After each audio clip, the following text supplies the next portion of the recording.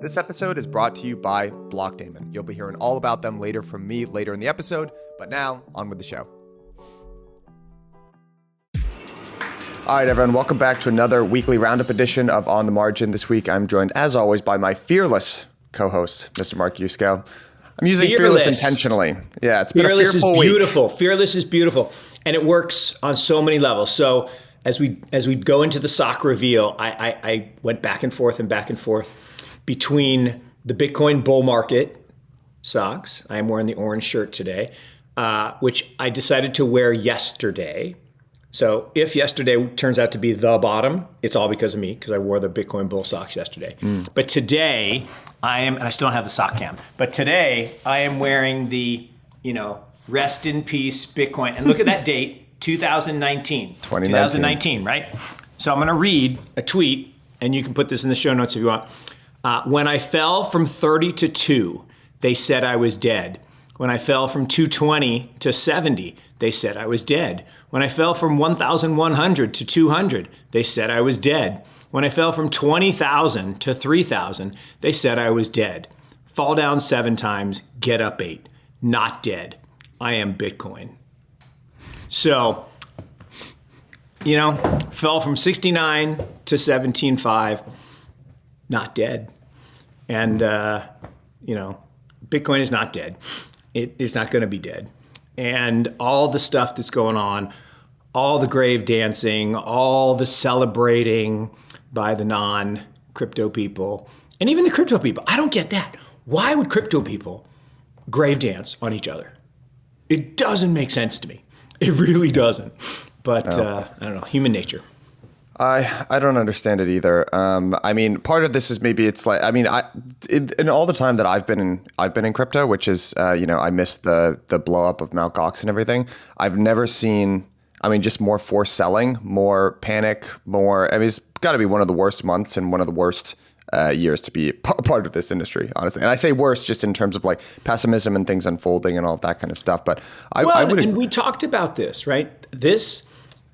We talked about this, I guess, 3 or 4 weeks ago. There was this descending triangle pattern. It was just like the fall of 2018, where you hit this level and you bounce, and then you hit this level and you bounce lower, and you hit this level and you bounce lower, and it makes this descending triangle, flat along the bottom, descending. And the thing is, if you can break out of that up, it's great. But if you don't and you break through the floor, it is instantaneous, causes massive forced selling, liquidations, fear-mongering, and piling on. And I went back and looked at some of the headlines from November 15th, kind of through December 15th of 2018. And it was unbelievable, Michael. You could have written them this week. Absolutely. And right after we recorded the show 2 weeks ago, because we did it a day early because I was traveling, I tweeted Thursday night that, look, no one wants to hear this, but the longer we stay at this 30,000 level, the more likely it is this is the descending triangle, and we are going for a final puke of 15K. And people are ripping me, and that's impossible. That's ridiculous. And I'm like, look, I'm not predicting it, and I'm not wishing for it. I'm just telling you that the risk is non-zero and growing every day we stay. And bam, literally 2 days later, we're headed, and we didn't hit quite 15 because, again, I don't have a crystal ball, but I think it's possible that we're in the healing phase now, which was that period from kind of December 15th through kind of March of 2019. And, I tweeted, actually, I waited on that, actually. That tweet was from June. So I did wait for a little recovery bottom kind of confirmation before I said, for sure, we're not dead. So maybe I'm premature here, but not dead. It's, it's a funny thing, especially, being an operator in this industry, going from an extreme euphoric high to, devastating lows. And, you'll see, I think, over the course of the next 12 months, who are the good who are the good and realistic operators in the space, right? We've talked about this on the show. The way business planning works, right, is the management team has some sort of revenue forecast in mind. They understand their cost structure, and then they reverse engineer that. Good management teams right now should be drastically changing what they think they can earn over the course of the next 12 to 18 months, right? And then sometimes that means difficult decisions for your organization, right? And there are varying degrees here. It depends on how profitable you are. It depends on the war chest and the balance sheet that you build up, your access to venture funding. It depends on how offsides you were in terms of cost, right? It's different for everyone. But I think everyone is basically going through the same exercise right now. And frankly, this industry is full of young founders. So we will see, right, who kind of pulls through. But I think that's a really important point, that despite the fact that there's massive intelligence, enthusiasm, charisma, all of this talent migration into the space. The one thing, there aren't that many people like me with white hair. There are a lot of people who are young, and young is not bad. In fact, young is good. Young is awesome, but young is inexperienced. In fact, it's funny you said. I was just thinking that. Think of all the things that you think of when you say the word wise, right? All the pictures of people, they all have white hair, right? And so I was going to tweet this morning, there's a chemical process that happens when your brain is really highly active and you're really wise that turns your hair white. Well, actually, that's not true, but I like saying it because now I have white hair. But actually, it might be true. It might be true. It's like I have another theory that if you're super, super smart, like intelligence, super smart, you go bald. Because look at people like Cliff Asness. I mean, his brain is I think it just burns the hair out of the follicles. It's funny you say Cliff. He's like one of my favorite. I was telling my friend yesterday, he's like one of my favorite people to listen to speak. He has this episode, Invest Like the Best, like 4 years ago or something. I still go back and listen to it. I just like listening to that guy for some reason. He's the best. And he's a good guy. He's a good person. He's self-deprecating. I mean, he's actually pretty damn funny. But having a good year too, by the way. Pardon? He's having a good year as well. Well, of course he is. Yeah. Of course he is, because discipline matters. Discipline matters most in times of stress. And it's funny you say, because I saw somebody yesterday saying, Cliff on TV taking a victory lap after being wrong for so many years is exactly the bottom. Like, dude, you just don't understand math. Cliff understands math. Yeah, I agree. I want to get to some of the charts that we've got queued up for this week. I know we've been talking about the world of crypto here, but let's take a detour into macro land for a second. By the way, while you're pulling that up, how much fun was last week with Dan and doing the OMGs on macro? It was a blast. It was a blast. You're an honorary OMG, Michael. You're an honorary old guy. Thank you. In spirit. I've still got the brown hair, but I'm sure it'll go gray soon. With all the forced wisdom is being shoved down my throat these last 2 years. All right, so we're looking at here, and we're going to build on that conversation. So guys, if you're listening and you didn't listen to the conversation with Mark and Dan last week, you should definitely go back and listen, because we're kind of talking about the Fed being on the verge of a policy mistake here. So what we're looking at on this chart here is the U.S. Fed funds target rate and various crashes that kind of occurred around peaks, right? And in troughs, kind of at the same time. And the idea here, right, for the Federal Reserve overall, they're supposed to smooth the business cycle, right, with what they do in terms of interest rates. I think looking at this chart, you can make a pretty compelling case that they actually, because they look at lagging data, they sometimes tend to exacerbate that business cycle. And you can kind of see the peak, right? Basically, whenever they're jacking up their target rate, you start to see these, kind of breaks in the financial system, and it occurs, across various markets, right? It's not always U.S. based, right? And kind of the very peak there in 1982, you see the LatAm debt crisis, right? And then kind of, subsequent to that, this chart kind of highlights the crash of '87, right? It was Black Monday or whatever. And then, LTCM, right in 98, the tech bubble in 2001, subprime mortgage crisis back in, for 2007, et cetera. So And honestly, we're starting to feel it, right? And for this is a chart of the S&P performance. This is during the H1, which is the first half of the year in total returns. We're on track to be the worst performing year since 1932. And the last thing that I'll say before I turn it over to you, Mark, is that this is kind of the Buffett indicator of whether or not stocks are cheap. And this is just market cap over GDP. And despite the carnage that we've seen in U.S. equities, global equities, credit markets, it's still looking expensive. So he kind of looks at that 100% rate, right? Kind of parity between market cap and GDP, and we are still at 113%. Yeah. So the actual parity rate is 70. You know, the if you had this chart back, longer, 70 is the number, right? Because it cost money to make money. You can't have market cap equal GDP because there is some cost to generating profits. You have to pay salaries and you have to pay taxes and you have to buy stuff to convert it into other stuff. So 70 is the number. But we've convinced ourselves that because of this anomaly that happened in 2000 and again in 2007 of easy money raising that number up toward the 130, 140 is, 100 is the level. No, it's not. And you can say, we're companies are more efficient today and we're more global. I'm like, but both of those are going the other direction. Globalization is going down again. Efficiency is being challenged by higher input costs. So we are way overvalued. And actually, I was on TV, I don't know, a couple, maybe 10 days ago or so. And they're like, well, aren't tech stocks getting really cheap again? I'm like, no. They're still 1.5 to 2 standard deviations expensive, right? They've only been this expensive 8% of the time.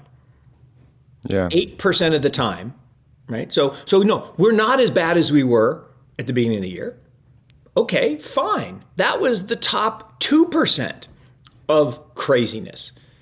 And I always say this is like literally saying, well, I'm not as drunk as my friend passed out in the back seat.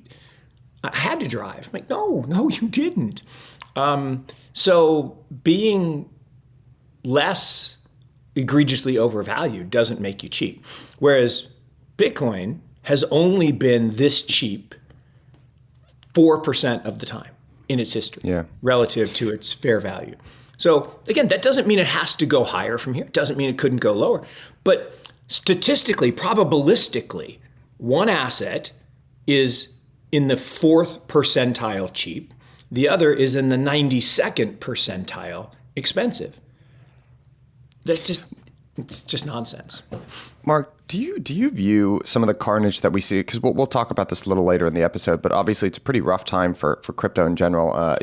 Liquidity, credit is drying up in the space, right? Obviously, asset values are going down and companies are starting to suffer.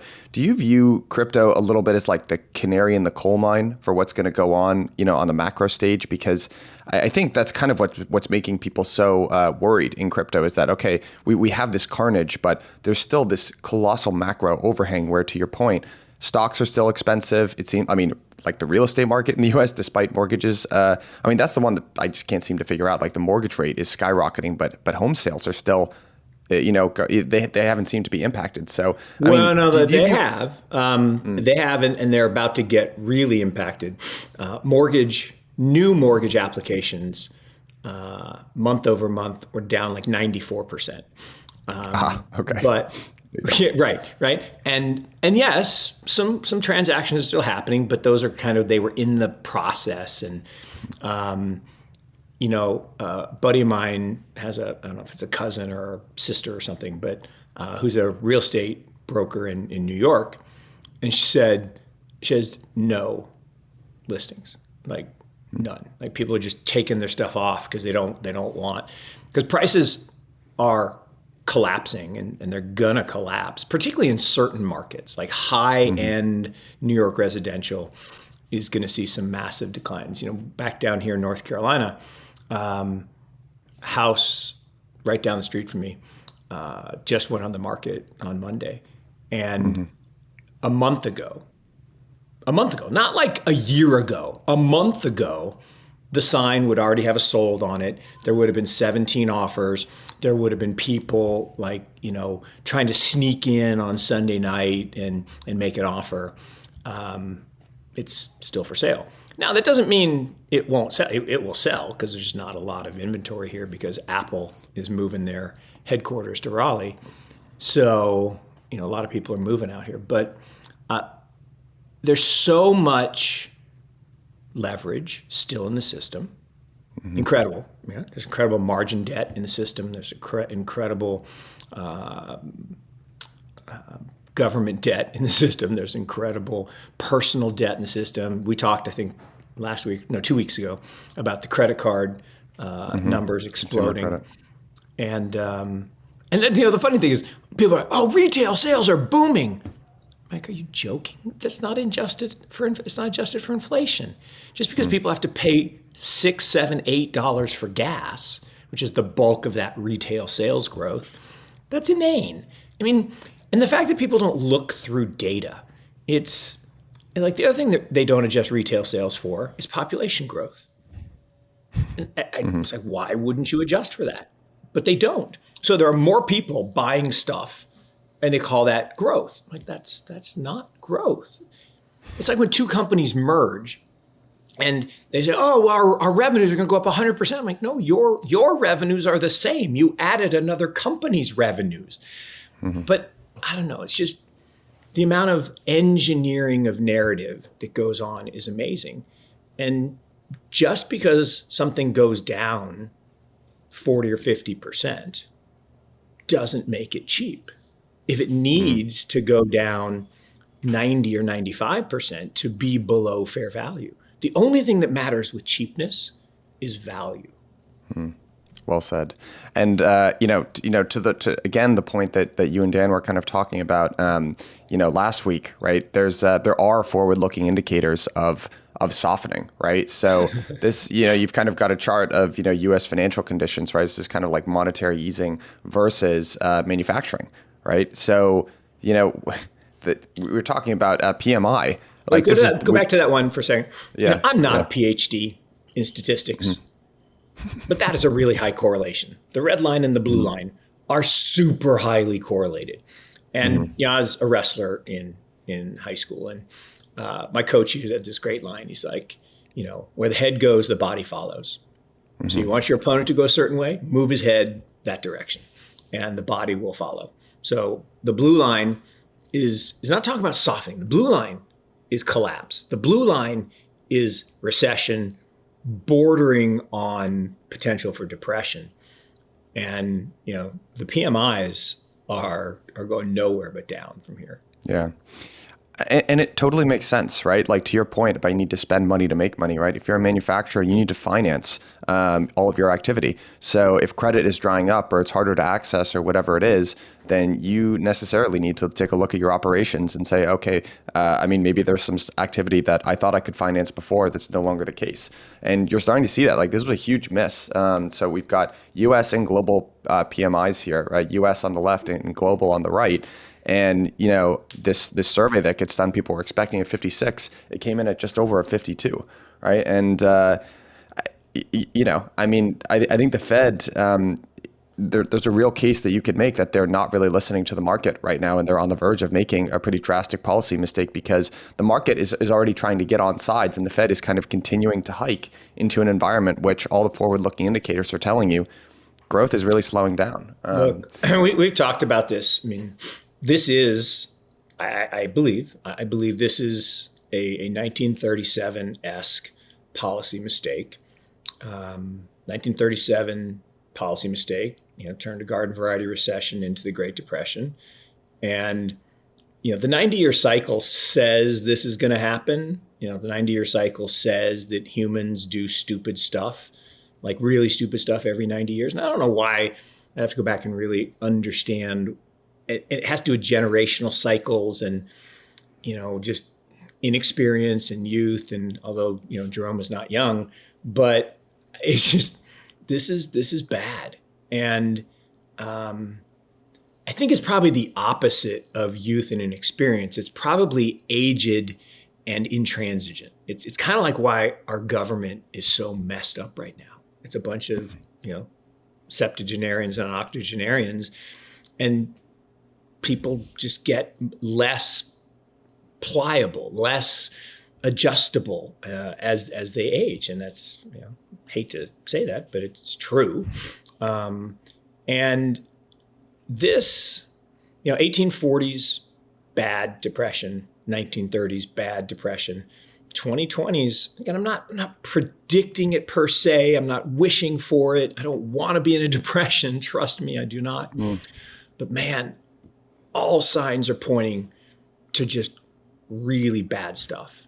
We're talking about runs on the bank in crypto. We're seeing literally digital financial services companies, you can't call them banks, closing their doors. Literally, the run on the bank, everyone tried to get their money out of Celsius and they closed the doors. And we've all seen the movie It's a Wonderful Life. If you close your doors, you're done. It's over. You have to keep the doors open. And what did George Bailey do? He took his own personal money and he handed it to depositors saying, how much do you need to get by? Because your money's not here, right? It's in this person's house and this person's house. That's what banks do. They lend the money out. And he had Mama Dollar and Papa Dollar at the end at 6 o'clock, but he did not have to close his doors and he survived to fight another day. And that's the way it works. And so I think 3 this week, right? Celsius last week, Voyager this week, Babel, there was another. You close your doors, it's over. This episode is brought to you by Blockdaemon, the world's leading blockchain infrastructure platform. Blockdaemon's mission is simple: make spinning up a node so easy a 5-year-old could do it, and so secure that any chief compliance officer in the world could sleep easy at night. In plain English, Blockdaemon allows anyone, whether you're a crypto-native fund, a financial institution, a DeFi protocol, whatever, to participate in crypto more safely. For some, that can mean participating in governance. It could mean gathering real-time and accurate data. It could mean generating yield through staking. Whatever it is, when it comes to crypto, infrastructure is edge, and there's simply no better edge offered than the one from Blockdaemon. Blockdaemon supports a range of services on over 50 protocols, and that's a growing list. They have multiple layers of risk mitigation that include regional and data center diversity, 24/7 human and automated monitoring, a full-service team of engineers to avoid technical difficulties, and things like slashing insurance. In other words, they literally make it foolproof. If your organization relies on real-time, accurate data that comes from blockchains, please, please, please click the link at the bottom of this episode and go check them out. Again, it's important. Gotta click the link at the bottom, otherwise I won't get my credit. Yeah, it's tough. I want to get into, like, after this last point, I want to segue into what's going on in crypto and some of the stress that's going on in just the lending markets there. But the last, I guess, because right now this is almost, maybe you could make the argument that this is kind of like peak inflation fear, peak rate hiking fear, et cetera. But, if you look at the Fed funds future spread, right, this is April 2023 versus 2024. The market is actually calling for essentially 60 basis points of cuts in between January 1st and December 31st in 2023. So the market is kind of, and you see the 10-year rolling over as well. So, there is, I think the market does accept that there is some limit to what the Fed can do here. I'd be curious, what your take is on this. The thing that's so disconcerting to me is the policy tool doesn't fit the problem, right? What's the problem that we have, right? Oil prices went up way too far, way too fast. Okay? So that's most of the quote unquote inflation. Used car prices went up way too fast. Again, probably another third of about half the inflation numbers are in oil, about a third are used car prices, and there's a little bit of other stuff. And so how many rate hikes are going to cut the price of oil? None. No impact on oil. It'll make demand go down. This is not a demand problem. This is a supply problem. We don't have enough supply. Saudi could fix this tomorrow, theoretically. They say they have all this spare capacity, but they choose not to. Why do they choose not to? I don't know. They won't even talk to the president. The president really, really, really wants Saudi to make a big, announcement of more production, but they won't even talk to the guy. So I thought they were supposed to be our best friends and allies. I don't know. It's kind of a weird dynamic. Chip shortages. How many rate hikes are going to get TSMC to be able to produce more chips? That's not impacted. How many rate hikes are going to change the global wheat production yields this year? That were impacted by the Ukraine problems, because that's where the breadbasket of Europe. How many rate hikes are going to change natural gas prices in Europe because Russia controls all the natural gas? I love the fact of, we're gonna cripple Russia's economy with our sanctions, and their current account surplus keeps going up because the price of oil and gas went up, and they get paid in dollars, and the ruble has strengthened all year. So much for crippling the economy. But yeah. I don't know. I don't really get. The only thing I kind of get is if you need there to be bullets in the gun in order to fire the gun, then yes, you needed to hike rates in order to cut them so you could signal easing. But as you showed in your charts, the whole point of financial conditions and tightening happened long before the hikes. Right? They really haven't hiked rates that much. 150 basis points. It's not like 5 or 6%. And the other problem is, we've talked about this. You and I, people listening to this, we don't borrow at Fed funds. Who borrows at Fed funds? Banks. That's the only people that borrow at Fed funds. And they turn around and invest that in treasuries and lever that trade up and make a lot of money. It's good for them and their balance sheets. But the rest of the world borrows at, like the people borrowing on their credit cards, are they borrowing at 1.5%? I don't think so. Try 1.5% a month.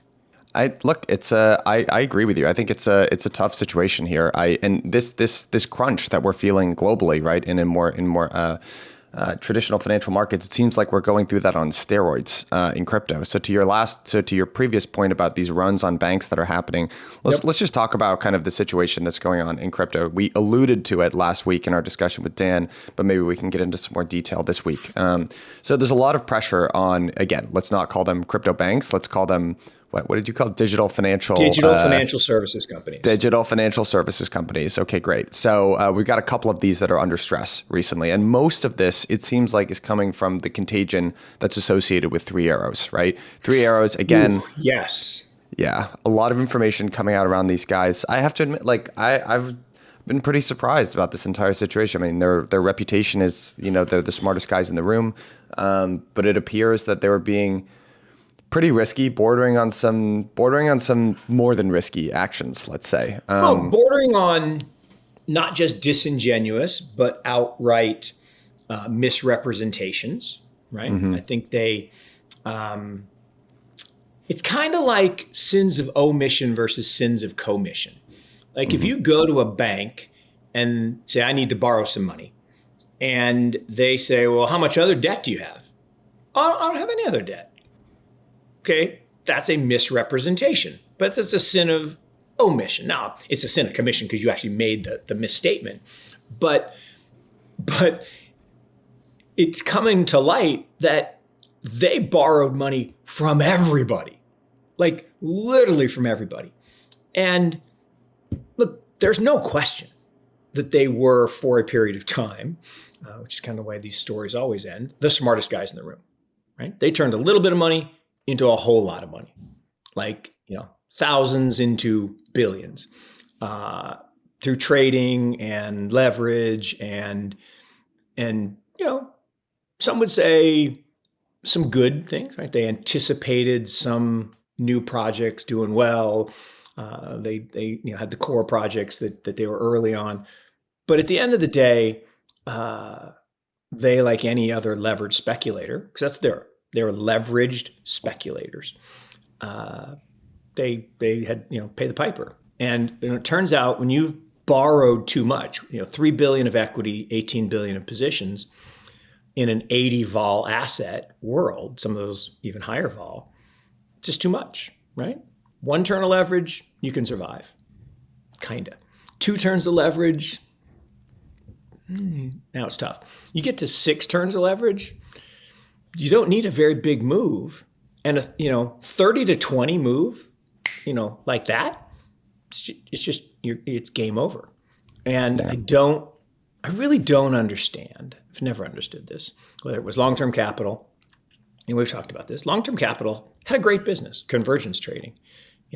When a bond goes from 30-year to 29-year, the price drops 5 basis points. You can arb that all day long. You can put 40 turns of leverage on it, 100 turns of leverage on it, because it's guaranteed to happen 1 year hence. 30-year bond turns into 29-year bond. But merger arbitrage? That isn't guaranteed to happen. Department of Justice said Honeywell deal, nope, GE don't get to buy it. So you don't put 40 turns of leverage on a merger arb deal where a judge can change the fate, right? Time can't change. So and I think go ahead.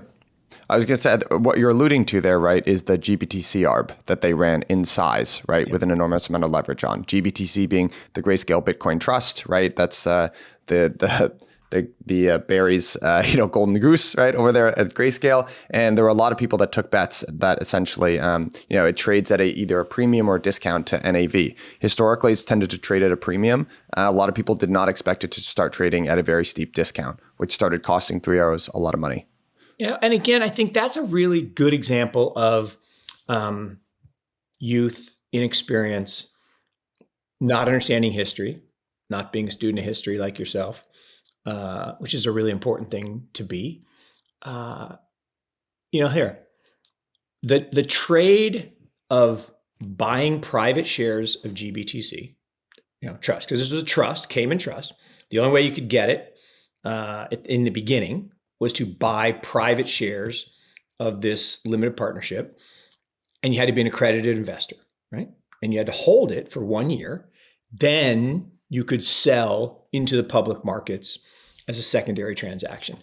And so because there was a lot of demand for Bitcoin from retail investors, there was limited supply of these private shares.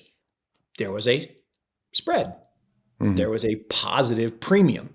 And it got as high as 40%, right? People would pay $1.40 for $1 of Bitcoin because Bitcoin prices were going up in their mind more than 40%. Plus, they're like, well, the only way I can get it is to buy this. And if the premium stays at 40, I can trade in and out and I get the whole capture of the price, which is not illogical. The illogical part was, wait a minute, why is the premium 40? Well, because supply is limited and demand is high. Well, what happens as more people put this trade on and a year goes by and those private shares become public shares? Well, now there's more supply. Well, that premium is going to shrink. Well, let's plot that out. What happens when more people come in? Now that premium is going to go to par or even a discount. But here's the really ugly part. Closed-end funds, right? Funds that raise capital, buy a bunch of stuff, and then trade in the market can be arbitraged, right? You can short the underlying components of a closed-end fund and put pressure on them to go down and buy the closed-end trust. So if you look at closed-end funds, whether it's junk bond closed-end funds or equity closed-end funds, they traded a discount.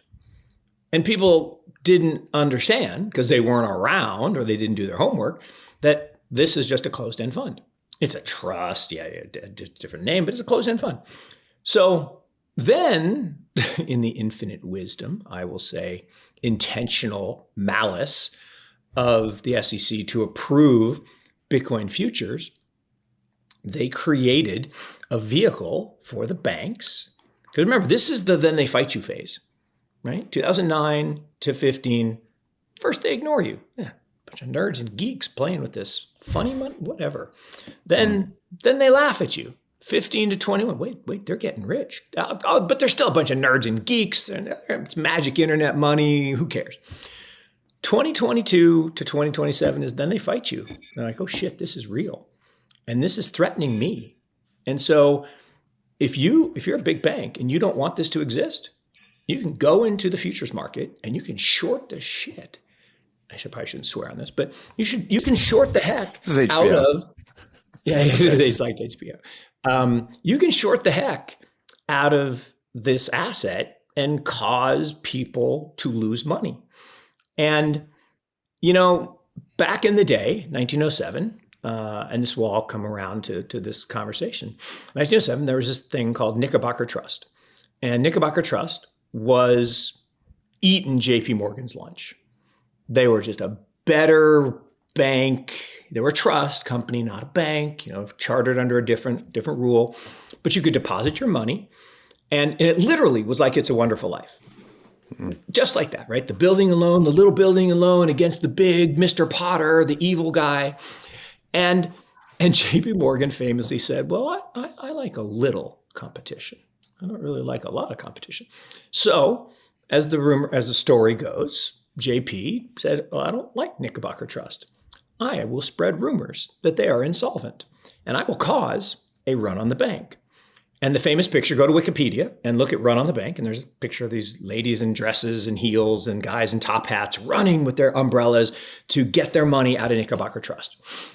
And banking system was in collapse, called the Panic of 1907. And basically, JP Morgan and John D. Rockefeller, his buddy, pledged $25 million. Literally like the scene in It's a Wonderful Life, which was a parody of that, right? Where he's sitting there with the bank, and the bank guy is buying, and he says, I've guaranteed the assets at the bank. They will open their doors tomorrow.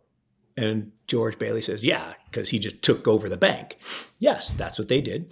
And they were able to, JP Morgan took over Knickerbocker Trust for pennies on the dollar. Today, there's something called the 1907 Trust Act, which is what SBF and FTX just used to make the offer for BlockFi. So, and then yesterday, someone was calling SBF JP Morgan, John Pierpont Morgan II. This is all kind of surreal. And that is what's happening. And the GBTC problem that got worse last week was Three Arrows Capital owned a whole bunch of GBTC, and the discount had gone to 30+%. Well, when the lender seized that collateral, people were like, oh, well, now we can short the heck out of it even more. And that spread widened, causing more losses, causing more people to panic. And that is the nature of panics. And so I think we might be past the peak of the panic, because there are three questions you have to ask yourself today. Will digital assets exist in the future? Yes or no? If you believe no, don't watch this show and just go back to your regular life. And it's okay. You that's fine. Yes or no? If yes, okay, second question. Do you believe people will want to earn interest on their digital assets the same way they do in the banking world? Yes or no? If you don't believe that, right? If you think, oh, people are only going to do staking, or they're going to do something, they're just going to hold on to their own coins, not your coins, not your keys, not your coins. Fine, you can believe that. But if you believe those first two things, if you believe digital assets will exist and that people will deposit them in institutions to earn interest on them, then some of these lenders are going to exist in the future and are going to be really important institutions in the digital age. But that doesn't mean that the incumbents aren't going to fight to try to keep them out. Yeah, that's so you kind of bring up the next phase, and this is everything that's going on right now is you're starting to see some big players step in, right? So you allude to SBF, whether it's happening through FTX or it's happening through Alameda, we're starting to see these things that are widely being called bailouts, right? So this happened with BlockFi, right? And that was a $250 million revolving line of credit. Seems like, I mean, you would know better than me, but that there's some other covenants, right? Right in the event that they default. There's some, and Ken Griffin at Citadel got famous. There's a famous Bloomberg cover story of him with a bunch of sharks on the cover, and about Citadel's death spiral converts. And so when a company used to get in trouble, like they needed capital, they would go to Ken. And when you really need capital, you're probably not going to get a really good deal on the loan, right? When you don't need capital, you can get a good deal. But when you need capital, and Ken had these things where he would give you a convertible bond, just lend you. But there are these things that if you didn't meet certain criteria, he'd convert and he own you. And it's like I've never understood why people borrow from Citadel Securities to short stuff. Why would you tell your largest competitor what you're short so they can squeeze the heck out of you?